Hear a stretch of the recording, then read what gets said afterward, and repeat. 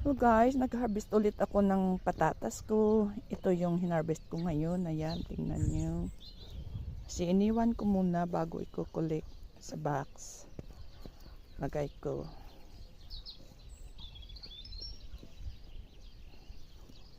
Ayan.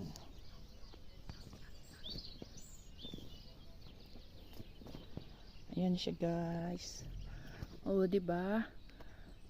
Nakakatuwa, madami kang maha-harvest sa isang puno. Ayan. Marami pa akong iha-harvest guys. Ayan. Ayan. Madami pa. Pero ito lang muna ang harvest ko ngayon. Kasi marami pa din akong gagawin.